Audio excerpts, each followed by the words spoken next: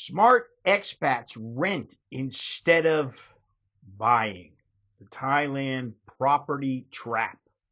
You see it all the time. Glossy condo ads promising your dream home in paradise, a smiling couple on the balcony, sunset view, Mai Tai in hand. But there is a problem, and that is paradise isn't free. And in Thailand, owning property can turn into a nightmare faster than you can say cha note. In this video, I'm going to tell you the truth. The part-time real estate agents and developers will not tell you why, for most foreigners, renting is the smarter, safer, and more flexible option, and why buying often makes no damn sense at all. This isn't doom and gloom. This is reality, and I've seen this after decades here, watching people buy, lose, regret, and sometimes walk away from their forever homes in Thailand. The legal trap that most foreigners ignore. Let's start with the basic. Foreigners cannot legally own land in Thailand. Say what you want. You can own a condo as long as the building isn't more than 49% foreign owned, but you can't own the dirt under your feet. You can lease it for 30 years, maybe renew it once, but you'll never truly own it. And when that lease expires, it's not your land anymore, period. People try all kinds of tricks, forming Thai companies, putting the land in a Thai spouse's name, or doing a long-term lease with fake renewal clauses. But the truth is, you're at the mercy of Thai law, and the Thai law is clear. Foreigners do not own land here. So right off the bat, you are not really buying, you're renting with extra steps. The money aside and why it's a losing game, well, let's talk numbers. If you buy a condo for, say, 6 million baht, you pay the 6 million baht for the unit, plus transfer taxes, plus lawyer fees, plus 1 to 2% commission you'll never get back. And that's before the maintenance fees, property tax, and the usual headaches that come with ownership.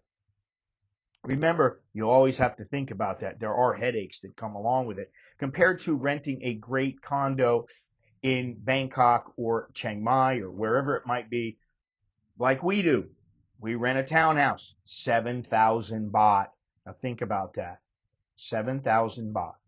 For about 2 to 3 months, we could pay for a mortgage for what we spend in 1 year here. Others are paying anywhere from 20 to 30,000 baht and up. And when you're paying the rent, there is no long-term risk. There's no giant capital lockup. You're not getting stuck in a property bubble. And let's not forget the main thing, liquidity. When you buy here, you can't just sell and go. It might take you months or even years to find a buyer. Thais don't like buying secondhand anything. So that is just dead capital sitting on an asset you can't easily unload. Meanwhile, the money you have tied up in a condo could be earning dividends or compounding in an index fund. Owning ties you down, renting gives you power, freedom. The real estate reality check. A lot of foreigners assume Thai property prices always go up.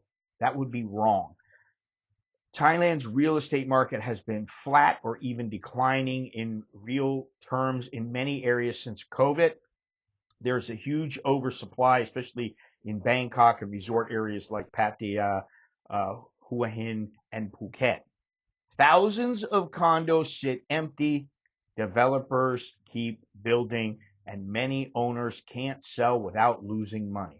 I know people who bought condos 15 years ago, and today they're worth less than what they paid back then, not counting inflation.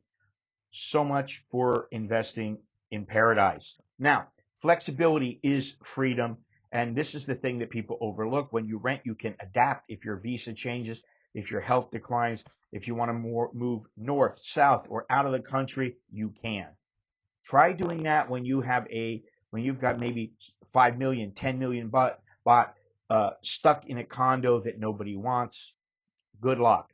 I've moved all around Thailand over the years: Bangkok, Chiang Mai, Udon Thani, Phuket, Suratani, and the flexibility is one of the biggest benefits of living here. You can have a bug out bag and actually be able to bug out. Renting keeps your options open. The last place we lived was a house, and it was 6,000 baht a month.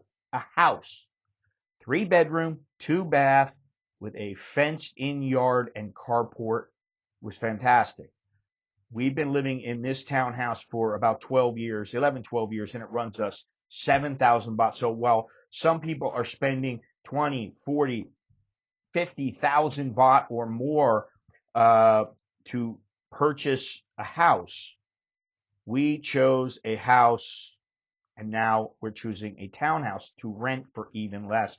We've looked in Chiang Mai, Phuket, Bangkok for homes to buy, and all of them would cost us between 20,000 and about 40,000. And in the end, we opted to stay in our townhouse because 7,000 baht a month is a steal, and it just helps us all the way around. It's not a perfect place, but it's cheap, fairly quiet, comfortable, and all of the attributes make it a place we want to stay. And let's be honest, sometimes your life changes. So do governments. So do your feelings about the country, visa rules, exchange rates. Being able to pack up and move is real freedom. Maintenance, hidden costs, and headaches. When you rent, if the aircon breaks, you call the landlord. If you own, you call you call your wallet. Maintenance, sinking funds, association fees, they all add up. Condos here aren't built like Japanese or Swiss properties. After 15, 20 years, many are falling apart, and owners are stuck paying big repair bills. Even the shiny ones degrade quickly. Bangkok, humidity, salt air in Pattaya or Phuket, mold, pests, cheap materials. Renters can just move out, and owners are stuck. So the takeaways, the smart expat strategy. Here are 3 takeaways if you're thinking of buying your piece of Thailand. You're not buying security, you're buying risk. That's number 1. You don't own the land, you depend on a system that wasn't designed for you. Number 2, your capital can work harder elsewhere. You can put it into stocks, gold, ETFs. You can keep it liquid, portable, and under your control. You can do what you want with it instead of having to pay the bank. Renting, number 3, renting gives you flexibility and leverage. You can move cities, change neighborhoods, or downgrade, upsize, whatever you want to do without being trapped. Rent smart, live smart, and that is the play here. Now, when buying kind of makes sense, there are exceptions, of course. If you're married to a Thai and you have trust, a long-term plan, and you have cash to burn, you have extra cash, maybe buying makes emotional sense. Or if you're absolutely sure you're going to stay in one place for 10 years or more and you can afford to treat it like a lifestyle choice, not an investment. But for most expats, especially retirees, digital nomads, or part-time residents, renting usually wins hands down. I've seen countless people come to Thailand, fall in love, buy property, and then later on, years later, even months later, they regret it. They thought they were settling down, they're planting their roots, but what they really did was tie an anchor around their neck. It's kind of like having a boat. It's an anchor. Renting gives you flexibility, freedom, and financial control. 3 things you don't want to lose while you're living in a foreign country, especially a foreign country like Thailand, where there's a lot of uncertainty sometimes. So next time someone tells you that buying is the smart move, just smile and remember, you don't have to own paradise to enjoy it. And that is all I have. Until next time, I am Scott. I'm an American in Bangkok. Choke D, Leo Jerken Mai. That is good luck and see you again. Take care.